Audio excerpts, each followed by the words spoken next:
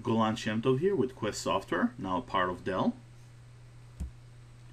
A couple of years ago, I published an article about virtual infrastructure impacting application, and I thought it's about time to update the article with the new information and the new views that are coming from dependency mapping. One major change that we have from our old article is that Foglight now has a netstat agent that shows you the dependencies between different hosts and let you build services that are based on those dependencies. Let's see how this looks in a system that is running in our lab. As you can see, we have a system running in our lab, an application called Medical Records. We have users that are exercising a web server that is contacting two application servers, a cluster, and getting information from a database, in this case an Oracle database. The top part of the screen shows us the application in a glance, information about service level compliance, and the components that are making the application, so we can see which part is misbehaving. The bottom part of the screen shows us our application, users that are exercising an application, as well as the infrastructure that is supporting our applications. In this case, you can see the database running on host 144, the WebLogic cluster running on host 143 and 145, and the web server running on host 142. If we change our point of view, we'll see something very interesting. All the machines running in the systems are actually virtual machines. The database is running on ESX20. One of our WebLogic servers, host 145, is actually a virtual machine running on ESX17. And hosts 143 and 142 are actually virtual machines running on ESX22. Let's switch back to our original perspective and see what happened when virtual machines are having problems.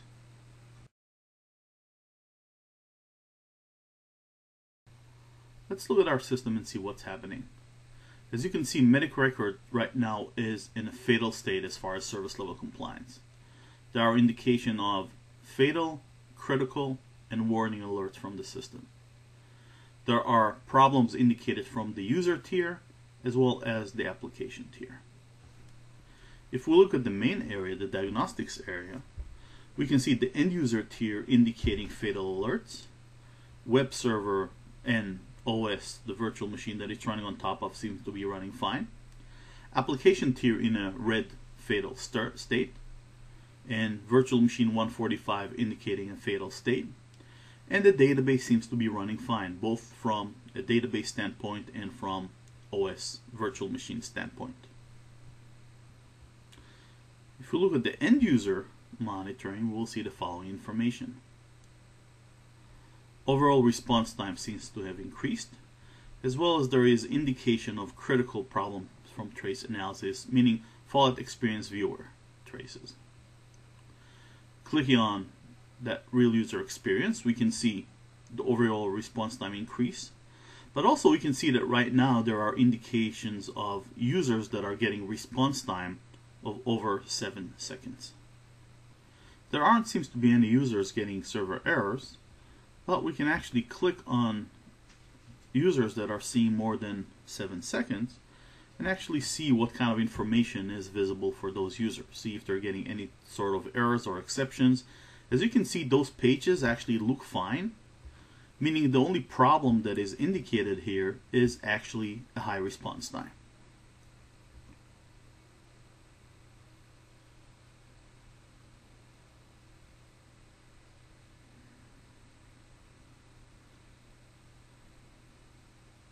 So we can go back to our main window. Looking at our main window, we can actually click on the application tier and see what kind of information is visible about problems from that part of the application. As you can see, the application server that is running on top of virtual machine 144 seems to be running fine. Server 2, which is running on top of virtual machine 145, is actually indicating problems that are coming from requests. But there is a strong indicator here that virtual machine is actually in a fatal state. As you can see, CPU ready for that virtual machine right now is at 49.8%, meaning almost 50% of the time that virtual machine is actually waiting for CPU resources from its host.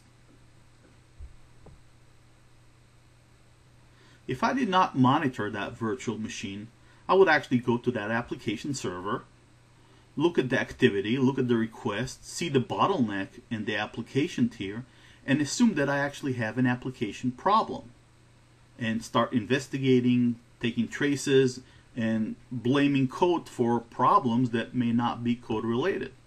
In this case, since we are monitoring the virtual machine, this is the first thing we need to investigate, because everything that is running on top of that virtual machine is going to have problems, because most of the time you're actually waiting for CPU resources.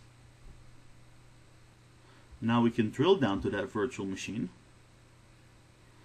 and see that we have a CPU ready indicator here, and there's also an indication that the host ESX17 is actually having problems. It's in a critical state, and I can click on that ESX server, see the increased CPU utilization, see that right now that ESX host is using 100% of its CPU. I can see the top resources. In this case, it looks like we have a server, a rack server, that is using a lot of CPU.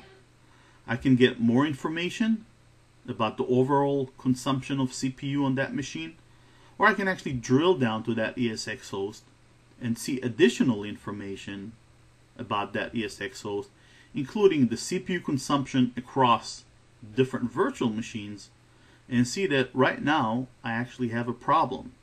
I have a rack server that is running on that machine that started consuming more CPU resources, and when it started to consume more CPU resources, it was actually starting to cause problems for all the virtual machines that are running on the same ESX host. As you can see, all of them are now in a high ready state. Now, this is a very interesting situation. This rack server is actually not a part of my application. It's just that I'm unfortunate enough to share resources, in this case the same ESX host, as that rack server. So all these virtual machines that are unfortunate enough to share the same resource with that rack server are now suffering and are unable to get enough CPU, and therefore potentially all the applications that are running on those virtual machines are having problems. In this case, what I'll probably do is move that rack server to a different environment or a different ESX host, so it does not impact all the applications that are running on that ESX host. But what it helped us in this case is to understand how virtual infrastructure is impacting our application. We will now move that rack server to a different ESX host and see whether this impacts our end user experience as well as our application. Whether end user experience is now better and whether response time from our application tier has improved. If that is the case, chances are that was not a code issue. That was actually a resource issue coming from our virtual infrastructure.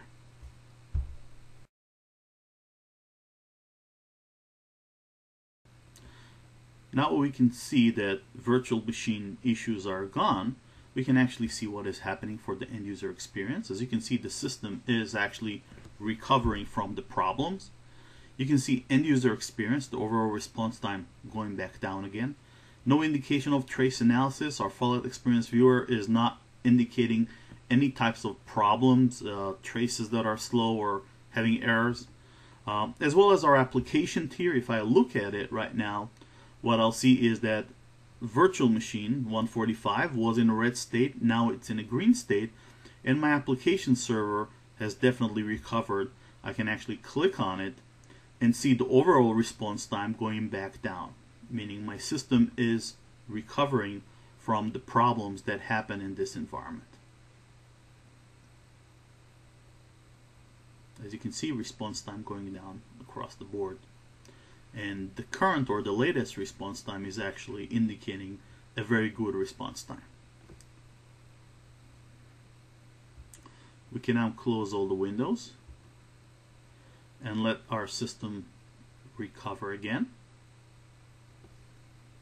I hope you find this demonstration useful, and if there are any questions or remarks, don't hesitate to contact me at gshemtov@quest.com.